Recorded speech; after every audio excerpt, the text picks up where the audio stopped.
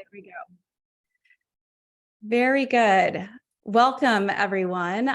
Let's go ahead and get started. Good evening. I am so delighted to have you all here.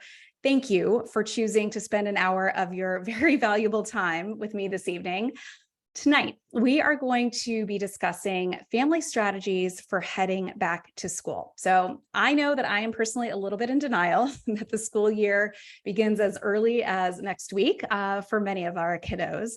But this is the perfect way to start kind of dusting off those cobwebs from the summer and to help you and your families get ready for that back to school transition. So before we dive into content, I would like to quickly introduce myself.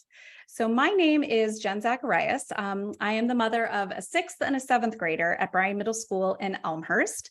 I'm also the founder of Beyond the Classroom. So the first 20 or so years of my career were spent working in management consulting, brand management, also in learning and development. I most recently served as the head of onboarding for the Boston Consulting Group, where I was responsible for training all of the company's new hires that were client-facing in North America. I also earned my MBA from INSEAD and my undergraduate degree from the University of Notre Dame. And I'm also a certified executive coach by the Hudson Institute of Coaching. So all of this is fine and good. And yes, it describes me if you were to look at my resume. But I'd like to share with you what really motivates me and really what motivated me or inspired me to create Beyond the Classroom. And that is my purpose. Beyond the Classroom is one of the most important ways in which I can realize my personal purpose, which is to empower students to feel confident and in control. This is something that all humans need, but particularly students who face all of the enormous challenges of our digital age, also in the wake of COVID. So through Beyond the Classroom, I teach students the habits, the practices, and the mindsets that they need to thrive in school, also in life. And ultimately, this is what Beyond the Classroom is all about. We are the executive function and life skills coaching practice that empowers students to become confident self-leaders, both for success in the classroom and in life beyond. But Beyond the Classroom teaches more than just executive function skills. Beyond the Classroom builds lifelong skill sets that are reinforced through the entire student experience. Students leave Beyond the Classroom with a greater sense of independence and self-sufficiency, which is directly tied to greater ownership and responsibility. They learn how critical work quality and personal presence is to being confident and successful.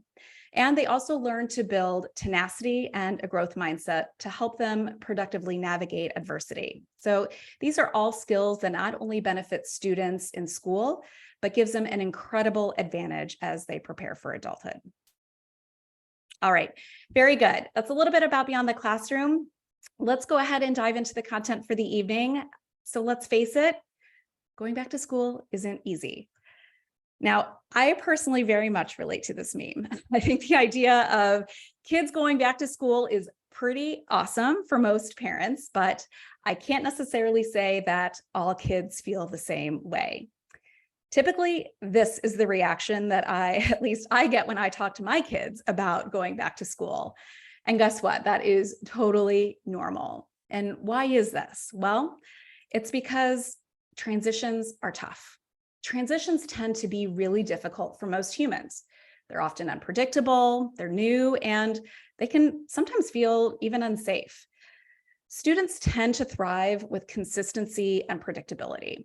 When faced with change, the perception is often that they must move out of their comfort zone. It's a big transition for students to go from the freedom and the comforts of summer to expectations and the norms of school, which really heavily focus on performing. Even going back to a familiar environment can have its risks, right? New classes, new teachers, new routines, new expectations. So while there is no perfect solution, there are some very tactical, tangible strategies that you can use to help ease the transition for everyone in the family, parents included. And so this is what we are going to discuss tonight. So we're going to talk about 4 different strategies to help prepare the entire family to head back to school. These are: get into the back to school mindset, prepare the family calendar, co-establish routines, and guide your student to get their world organized. Before we dive into each of these strategies, I'd like to share just a couple of quick thoughts and a reminder. So we're going to talk through a lot of different content tonight. I encourage you to focus on 2 to 3 takeaways that really resonate for you. What are the things that feel most reasonable and feasible for your family? You're not going to be able to implement everything tomorrow. So focus on the 2 to 3 things that you feel really will help your family get into this back to school mindset. Please do also ask questions. I have the chat box open, and I see some folks have also put in some additional ideas for their priorities for back to school. I will keep my eye open on this. Sometimes I get so focused, kind of in presenting, that I don't see it. So if you ask a question and I'm not able to get to it right away, I will reserve some time at the end to answer any questions that are either in chat or that you may continue to have. And as you all know, this session is being recorded, and I certainly do invite you to share the recording with others when the link is distributed after the session. All right, so let's dive in. All right, the first strategy, getting into the back to school mindset. So I intentionally scheduled this webinar about a week before the start of school because it's important to start shifting into the school mindset now. Here are some suggestions for how to do this. First, ease back into earlier bedtime routines. All right, I know this can be a really challenging one to do with the kiddos, but it's really, really helpful to try to aim to get sleep schedules back to school year norms about 3 to 4 days before the first day. So I'd suggest slowly adjusting sleep times by about 10 or 15 minutes earlier each night, starting as early as tonight or tomorrow, to try to get the kids back into a school sleep rhythm. So you don't want that early wake-up call to be a shock to the system for your students on the first day of school. Usually excitement and adrenaline will help to get them through that first day, but by day 2 or day 3, that energy tends to wane a little bit, leading to very grumpy kiddos if sleep schedules haven't been fully adjusted. So be transparent with your kids about this. Talk about it. Have a conversation with them about why sleep is so incredibly important and what they think a reasonable adjustment schedule might look like to really help to encourage buy-in into this process. In the same conversation, or maybe in a separate one, also chat with them about their upcoming classes and their interests for the school year. Ask about what they are most excited about, both academically and socially. Also explore areas where they may have some concerns. It's totally normal to have jitters about going back to school. Acknowledge this and normalize those feelings. It's okay to feel uneasy. I often tell my own kids that our imaginations are often much harsher than reality, and remind them that they have successfully made it through every single first day of school up to this point. So it can help to reference past successes to make those recurring challenges just feel a little bit easier to stomach. I also find it helpful to talk about clubs, teams, other school activities that match their interests to build engagement and a little excitement for the school year. It can be really fun to think about all of the different cool new things that you get to do in the school year. In a similar vein, I find it really helpful to highlight the growth and maturity that you've seen in your child to help them to build their confidence for the school year. Note ways that you've seen them grow over the summer and how you see that maturity helping them to tackle new academic challenges and social dynamics of the year. This can help to mitigate concerns that they may be feeling, helping them to feel more confident knowing that you are confident in them too. And finally, and this is a big one for me, and I know growth mindset is talked about a lot, but it is so incredibly powerful. And the more you as a parent can model growth mindset, the better it is, the better chances that your students have of adopting this.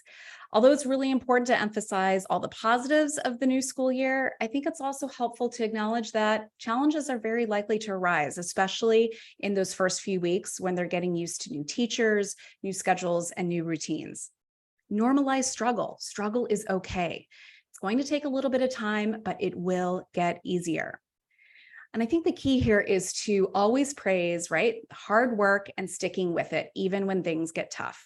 Share stories about times when you've struggled and you've grown due to that struggle. Encourage them to embrace mistakes as an opportunity to learn, not judgments on intelligence. Highlight examples of how they've persevered through challenges in the past. So instilling this sense of growth mindset helps to create a sense of resilience and motivation to keep striving versus giving up in the face of difficulty. So very good. I think above all else, have conversations with your kiddos about heading back to school, right?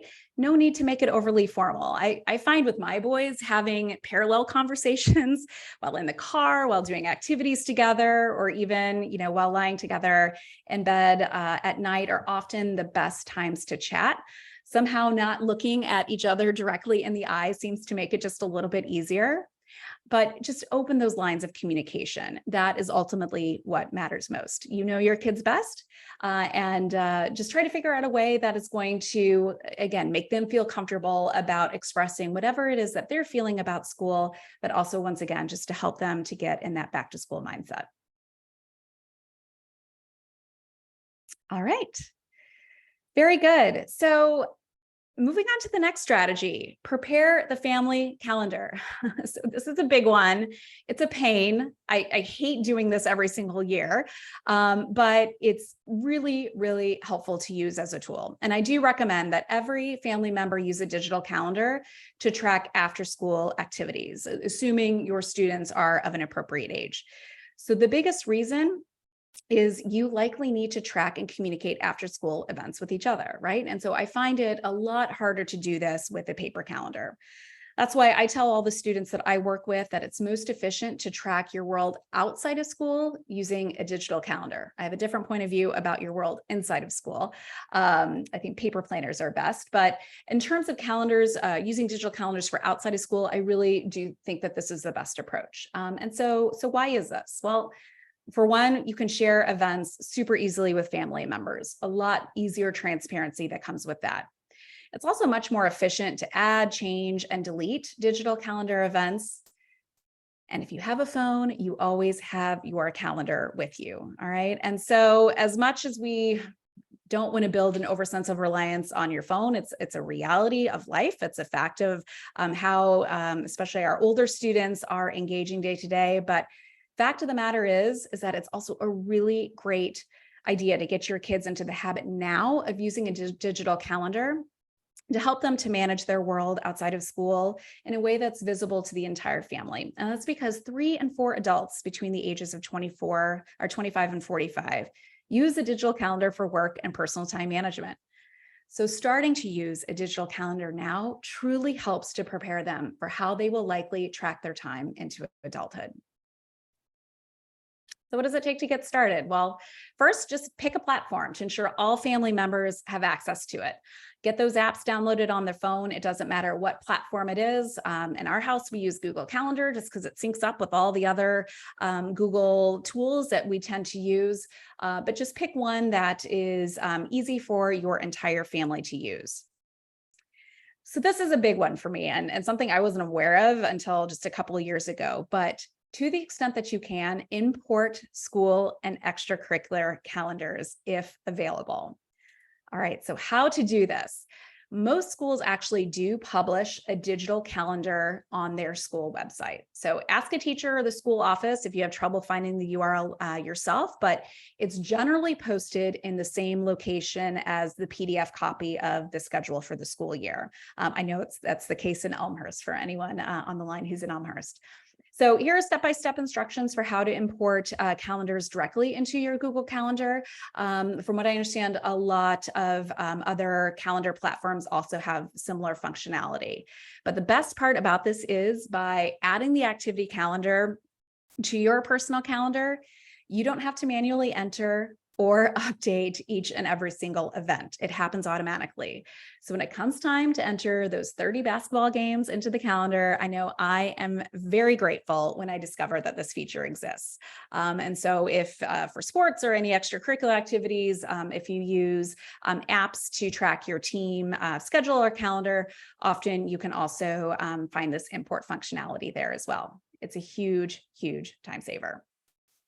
If, and certainly there are instances where this does not exist, if you aren't able to import calendars, just kind of bite the bullet, carve off time, an hour or so, just to front load all those important school and family dates into your calendar before the school year starts. It's a really big pain to do, but if you do it all at once for the entire school year, it's done and you don't have to think about it again, which can be really, really helpful. And then finally, align on who is responsible for entering and updating what is in the family calendar. So once your kids reach middle school, I'm a huge advocate of placing some of the responsibility for calendar management on the kids. It's a great way to get them to practice using a digital calendar, but also creates a greater sense of ownership and likelihood that your kids will actually check their calendars on a regular basis. And so clearly, this is a new habit that students needs to build, and habits take time. Therefore, help your student to get in the habit of checking their calendar daily, ideally in the morning before school and after school, just to kind of get grounded in what is going on for the day, but also be patient, right? Habits take some time to build. Research actually suggests up to 66 days. But it's a habit that will help to make the entire household run much more smoothly and efficiently in the long run. You won't have your kids asking you, Mom, Dad, what's going on after school today? Instead, you just say, look at your calendar, right? And it's all there for them to find on their own. All right, so I'm going to pause for a brief moment just to check in and see how everyone's doing. Please don't hesitate to post any questions that you may have in chat, any reactions, kind of observations, but I'll also, like I said, reserve some time at the end to answer any questions that you may have as well. All right, so I'm going to keep going. I'll keep my eye on chat if anything comes up, but we'll keep on plugging along. All right, so the third strategy that I'd like to talk about tonight is co-establishing routines. So note how this says co-establish and not establish. So routines are super helpful, but for many families, they can just be really difficult to adopt, my family included, right? No family is perfect at this, especially if kids feel like parents are forcing them to do something that they don't necessarily want to do. So working together to negotiate and to align on a new family routine dramatically improves adoption success rates. Again, be patient, right? The more that you can involve your kiddos in designing the process, the more successful you'll likely be. So I'm going to talk about two different types of routines, weekly routines and daily routines. All right, so first up, my favorite weekly routine, which is Sunday Fun Day. All right, so this is not the Sunday Fun Day that probably pops into your mind first. Wouldn't that be nice? But what it is it's pretty simple. Sunday Fun Day is a 15-minute block of time that you schedule every single Sunday for the entire family to achieve two objectives. One, to organize your world, and two, to plan and prepare for the week ahead. So we're going to talk about number two first, more to come about organizing your world shortly. All right. So what does this involve? Preparing for the week ahead. So alongside your kiddos, review your calendar for the upcoming week. Have your kids ask themselves, what events do I have going on after school each day? Is it a typical week, or do I anticipate it to be a little bit more or less busy than usual? Then I strongly recommend having your kids proactively schedule time for when they plan to do homework each day. Why? Because if it's physically in the calendar, it's way more likely to happen. Treat this homework time just like you would a practice, a game, or any other extracurricular commitment. No exceptions. You would never ask a coach to move a practice time because it doesn't work well for you, or because your student just, kid doesn't feel like going to practice that night. And just the same, a student should never move their planned homework time just because they don't feel like doing it. And the bonus is, if a student happens to not have homework that night, then great. It's free extra time that they have.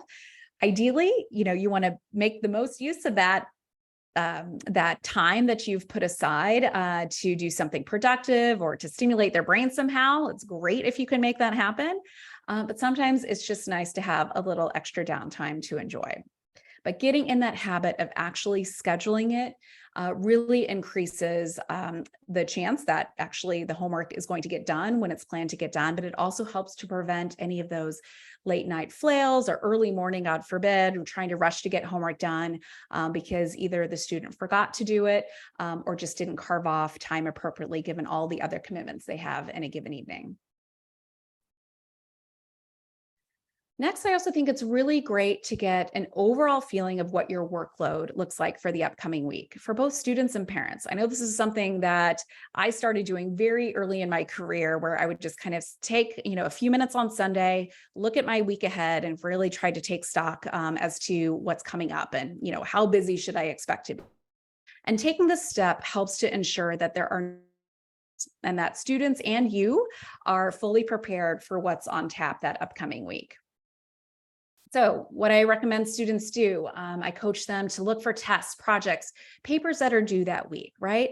Write down that work or study time that's needed in the planner if it's not already there, all right? So you've got a test in math coming up on Friday. Today is Sunday. Great. So you know that you need a backwards plan and figure out the days that you're going to study so that, again, that you're not rushing at the last minute, late Thursday night, trying to get all your studying. So it's all about that backwards planning and really anticipating in advance what it is that you need to accomplish. If it's a lighter week, hey, it's a great idea to look ahead to the following week. See if there's anything that you can do now to get ahead to make your life even easier next week, especially if it looks like it's going to be busier than usual. And then I also recommend that students double check Google Classroom or whatever platform that your school or teachers use to post assignments in order to make sure that nothing has been missed. Sometimes students just forget to write something down in their planners or perhaps they misunderstood what a teacher said in class. So this is a great just kind of backup method to get into the habit of doing just to ensure that all bases have been covered. All right. And so a big part of my program is to help to train students to do this process on their own, which you can certainly do too. But I also advocate that students also proactively set up a quick Family Connect conversation as part of the Sunday Funday process. So this involves scheduling 10 minutes with your family, either separate or discuss it over dinner. It doesn't have to be anything too formal.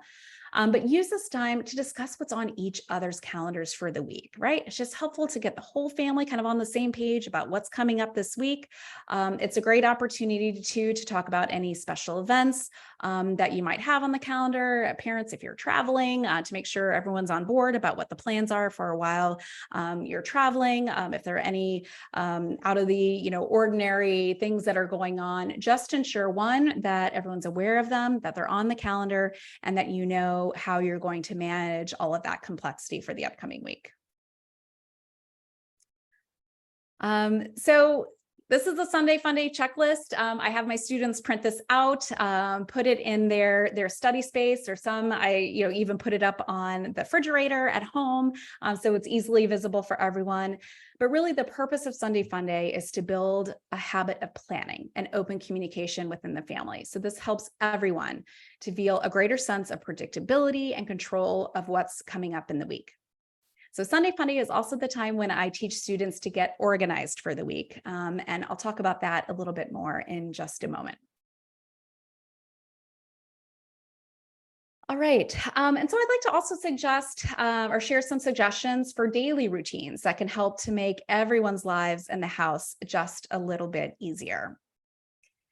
So some suggestions for the morning. I like to advocate for waking up at the same time each day with an alarm clock. Okay, so try to get out of the habit of being your kid's alarm clock and waking them up so that they start to build, again, that sense of self-sufficiency and responsibility for getting up in the morning on their own. Also, a really great habit to get into is to make your bed and ensure your floor is clear before leaving the bedroom. Just two really quick things to give your brain that little jolt of dopamine of accomplishment to get the day started. Lots of research has shown just that the simple act of making your bed in the morning can help you have a much more productive and just kind of a successful feeling for your day. Eat a healthy breakfast. And another great thing to do in the morning is to quickly review that after school schedule once again, confirm your homework time is good to go, and just to make sure nothing has changed, especially later in the week since your Sunday Fun Day discussion. So one thing I want to call out here, notice that there is nothing here about finishing homework or getting your backpack ready. So all of that should be completed the night before, and we'll get to that here in just a moment.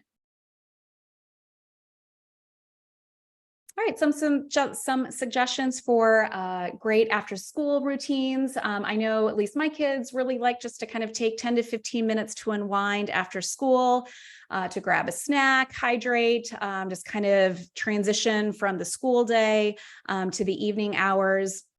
But what I do advocate is that you either with your student, or ideally your student starts to build this habit on their own, to immediately review their planner to confirm whatever homework they have to do that night, right? It's also the opportunity for them to take out their take-home folder, give you any important papers, announcements, signatures, whatever needs to be done. So you take care of that right away, right after school. And if you're not home or aren't able to deal with it right away, that at least it's put out in a visible place so that when you do come home, you can take care of all of those things. And then obviously to actually implement and follow through with doing your homework in that time that you planned ahead of time in a distraction-free space. All right. And so obviously the time in which this happens is going to have to adjust in order to, based on whatever after school events that you might have. But again, it's all about just getting in that habit of doing your homework in that time that you planned to do it. All right. And finally, some before bedtime suggestions. Have your students prepare your backpacks the night before, right? Just get it done the night before. There's nothing worse than in the morning, rushing, last minute flail, trying to get everything in the backpack and make sure everything's there to get out the door. So get them in the habit of preparing their backpacks the night before and putting it in a designated space near the door, as well as anything else that they may need to remember to take to school the next day, like water bottles, permission slips, or any extra supplies that they may need. So a pro tip on this one as well, plug in, if your student brings a Chromebook home, as many students do bring a Chromebook home each night because they need to charge it typically overnight. And I found with my oldest son, it was always a battle in the morning because he would charge his Chromebook in his room at night. And then in the morning, he'd have his backpack ready, but it's like, oh, the Chromebook, we got to remember the Chromebook. And it was always just kind of a flail. Well, did you charge the Chromebook? And where is the Chromebook? And is the Chromebook in the backpack, et cetera? So a pro tip here is to ideally have your kind of backpack spot in a place near a plug and just plug the Chromebook in the backpack there. So that way, all they have to do is pull the plug out of the backpack, zip up the backpack, walk out the door, and then there's no like Chromebook panic in the morning before they head to school. Another thing that I advocate, and this one can be really difficult to get buy-in on, but research shows just how impactful this is, both in terms of sleep quality and mental and emotional health. Stay off your phone 1 full hour before bedtime. Not only just kind of sparing your eyes from the impact of the blue light that screens tend to put off, but also just, we tend to scroll and kind of get into doom scrolling at this time. And that is doing nothing but just charging our brains and activating our amygdala, which actually gets us more riled up and makes it a lot more difficult to really calm down and go to sleep. So parents and students alike, and this is one that even I struggle with sometimes, that I really try, if I do have to pick up my phone, that it's just for a really quick, calendar check or text message check, but nothing more beyond that, to stay off your phone for 1 full hour before bedtime. And so really what you want that hour to be is preparing your body for sleep, right? So beginning a consistent hygiene routine at least 30 minutes before bedtime, just kind of try to make that routine. I mean, it's just like when we had our kids were toddlers and we had little ones, right? Routines just help to get you in that mindset of getting ready to wind down and and go to sleep. And also, I strongly advocate to go to bed at the same time each night without your phone in the room. And so I will fully admit this is something new that I'm going to be implementing with my kids this school year. We haven't done it in the past and it's been okay. But my younger one doesn't have a phone yet, but he will be getting one. But I think going to sleep, and I've just read a lot of research on this, having the phone next to you, even if you are not, tell yourself you're not tempted to check it, knowing it's there, your brain subconsciously knows it's there, and it makes it that much harder for it to really kind of quiet down. But also, for some students, it can be really difficult just to avoid that temptation of the phone, right? So we want to really embrace and celebrate the bedroom as a place for calm, relaxation, sleep, and to try to go to bed without the phone. And if they say, but I use my phone for an alarm clock, guess what? You can use a good old-fashioned alarm clock. Works just as well. It's just as effective. It's how we all woke up in the morning for many, many years. So that's a perfectly acceptable and appropriate substitute to using your phone. All right, lots of different ideas here. Obviously, each family is different. Not all of these suggestions may work for you, and that is totally okay. What is important, though, is that you devise a routine that will work for you and for your family, and be patient, right? It will take a little time. Don't try to do it all at once. Again, just pick, one or two things that you feel are most important to really double down on, but be persistent, right? Even if it doesn't work, don't give up. Again, kind of model that growth mindset, that tenacity, that grit. It in the long run will help to make everyone in the house just feel happier and a greater sense of control. All right. And so the final strategy that I want to discuss tonight is to help your student really get ready for the school year by getting their world organized. And so when it comes right down to it, when you're organized, you're more prepared to learn. You're more prepared to work. You're more prepared to do the things that you need to get done. Why? Because you're not wasting time or energy looking for the things that you need. You are just ready to get to work. And so not only does this result in better work, but it also results in far less stress, which is certainly a win-win in my book. So the number one rule of organizing, and I think this is a really helpful and simple way of explaining it to your kids, everything must have a home, right? Everything has a home. Where does it live? Where does it belong? And it's the student's job to make sure it gets there. All right. So start now. Just do one or two things a day. It makes it feel less overwhelming. All right. You don't need to totally necessarily, overhaul and organize your kid's entire room tomorrow, but start with a t-shirt drawer, or start with a desk drawer, whatever it is, just to start doing that bit by bit.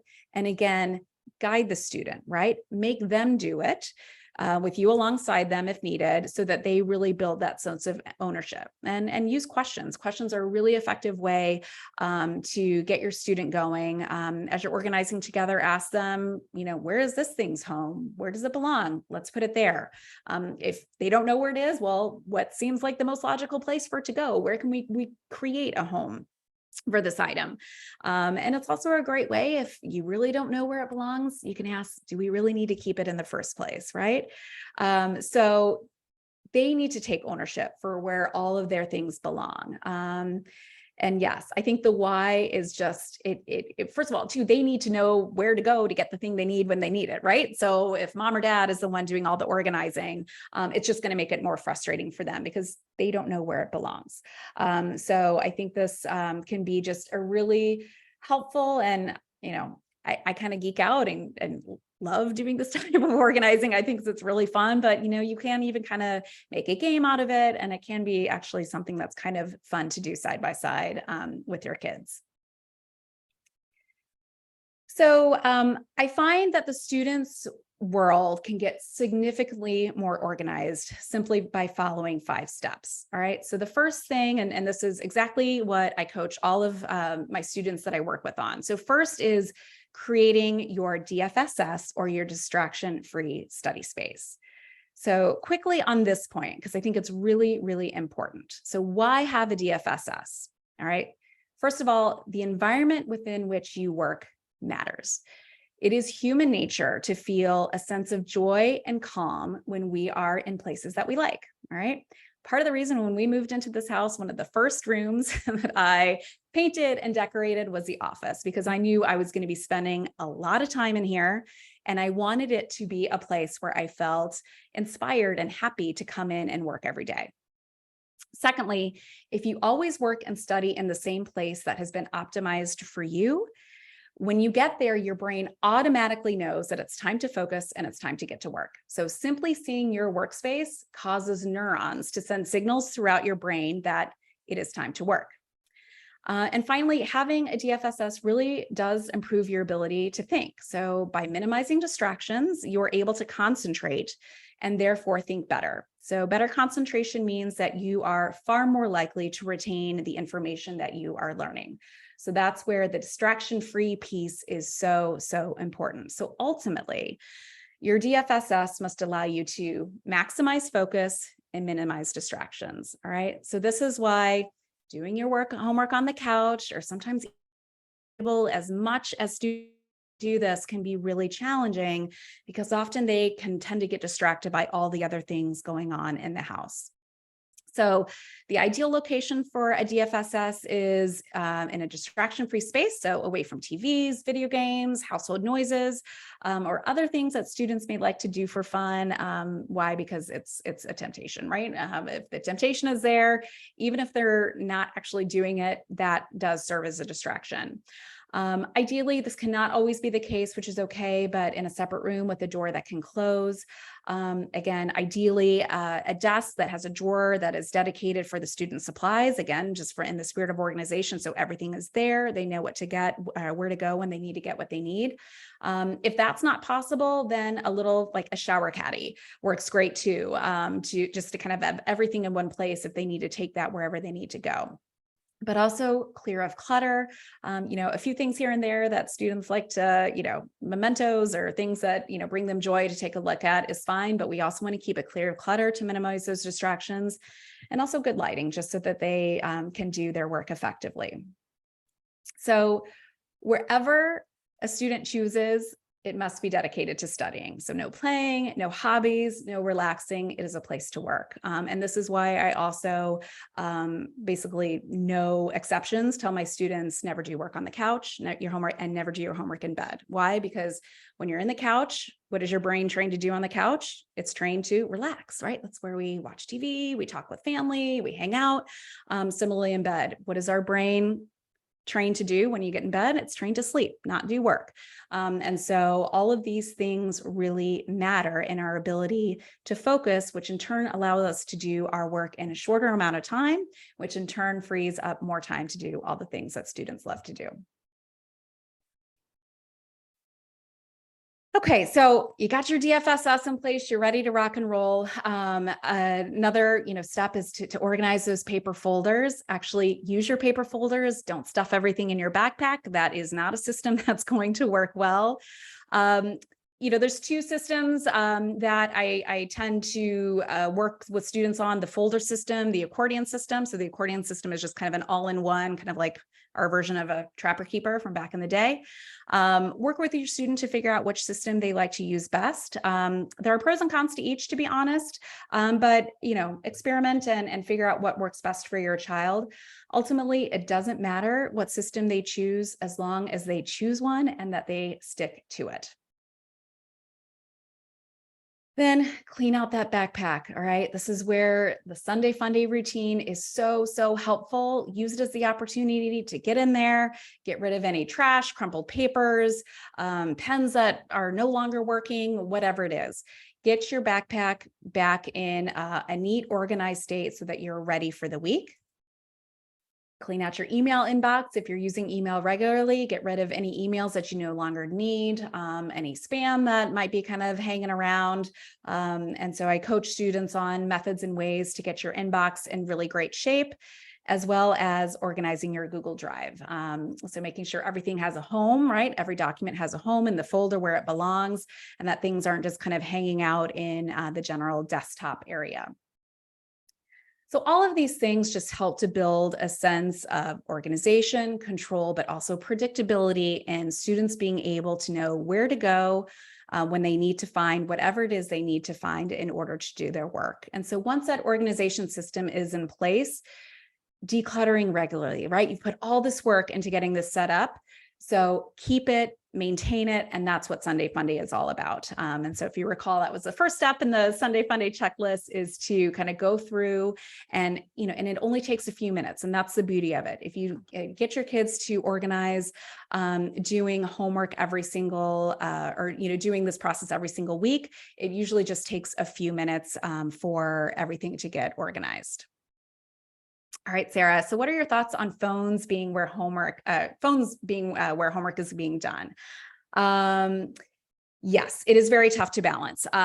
So I advocate for no phones in your DFSS is what I tell my students. And so yes, they will say, I often use it to look things up. But reality is it is far, far more of a distraction than it is a study aid. And typically they have a Chromebook that they can use. Now there's plenty of ways they can distract themselves on a Chromebook as well. But I typically find that students tend to be less tempted by a Chromebook or a laptop, whatever it is that they use to do their schoolwork. If you need to look stuff up, I advocate that they use their Chromebook for that purpose.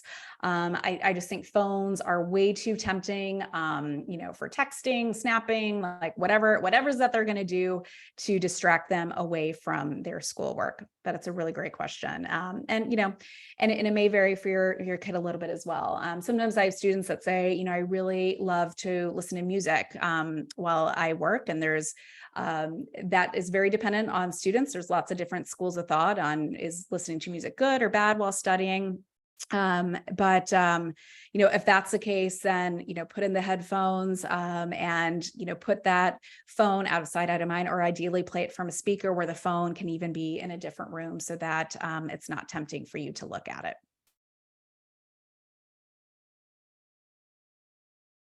Okay, so just kind of quickly, benefits of decluttering. It's actually, I've read a lot of research on this and it's really kind of fascinating. I mean, we all feel a little bit better and more confident, right? When our stuff is in order, we feel good about how our world is in shape. So it builds self-confidence. It's energizing, right? You kind of, again, get that sense of gratification and that little dopamine jolt after you've just even spent a few minutes getting everything in order.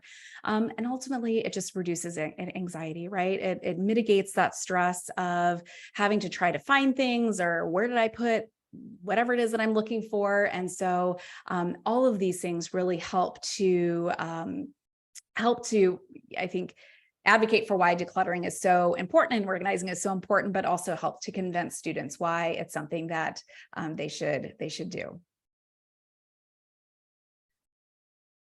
All right.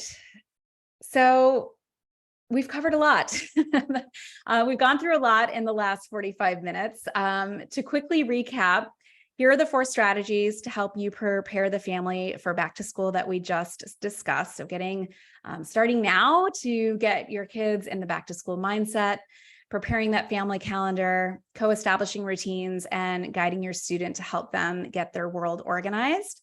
I do not want to undersell how challenging that 4th one can be. If this feels like it's just too much for you to guide your student on your own, and to help your students get off to the right foot this school year, I am offering 4 student organization boot camps, both virtually and in person. Will be offered at the Oak Brook Park District for those of you that are in the area. Dates are listed here. The first session is actually happening this Friday from 3 to 5 p.m. in Oak Brook. There are some spots remaining, so feel free to scan the QR code here on the screen if you are interested in registering. But basically, students will bring their supplies, their planners, paper, their either their accordion files, their paper files, their Chromebooks, and we get everything set up and ready to go for the school year. So it's very hands-on, very tactical. Your student will leave the 2-hour session basically prepared to tackle their year with all of their world, or at least that part of their world, organized. And we also talk a lot about creating your distraction-free study space, and give tips and tricks on how to make that happen. And this is open to all students in 6th through 9th grade. I'm also registering for my fall immersive executive function program. This is by far the best way to teach students those important life skills that they need for success, not only today, but in the future. So the program includes 12 weeks of content. It's facilitated by video lessons, as well as a hands-on workbook with immediate application exercises. There's also an option to include weekly small group coaching to really drive learning, ownership, and accountability throughout the process. So for this too, there are virtual and in-person coaching options. So you can scan this QR code as well for more details, or feel free to reach out to me directly if you are interested in this. The sessions will begin the week of August 28th. And I won't go through this in detail, but this just gives you a sense of what the entire curriculum includes across all 12 weeks, broken out across 6 different stages, really with the bulk of the content in 4 core content stages. We talk about everything from executive function and how it works in the brain, setting goals and really establishing that ownership mindset. Then we get into organizing and structuring, strategies for studying and executing your work effectively, everything from battling procrastination to problem solving and work quality, to getting really tactical around study skills and reading, writing, and taking exams. We also go through teaming and interpersonal skills. So this is literally, I've taken much of the content I taught at Boston Consulting Group, pulled it back to a level that's appropriate for middle school audience, and helping them to learn how to effectively communicate, advocate for themselves, also work in teams and managing conflict. And then we wrap things up with a week dedicated to talking about building grit. Growth mindset is something we focus on heavily over the course of the entire 12 weeks, but get a little bit more into how to persevere through adversity, but also strategies for how to recognize and also manage stress. So lots of really, really great content that all ladders up into empowering students to walk away from the program with all of these fantastic lifelong skill sets that I referenced earlier in the session. But I would strongly invite you to look at the program. And as I said, feel free to reach out to me if you have any questions at all. So in terms of the content goes, that's a wrap on the content this evening. I am happy to stay on the line as long as helpful to answer any questions that you may have. For those of you who need to drop now, thank you so much for your time this evening. I hope you found it to be helpful. You will receive a link to the recording in the next 24 hours. So please feel free to pass that along to anyone that you think would benefit. And please follow Beyond the Classroom on social media. We're on Facebook and on Instagram. We post lots of really helpful tips and tricks, as well as updates on events and programs. So definitely check us out there. But thank you once again. Have a fantastic evening, and I hope to see you all soon. Thank you.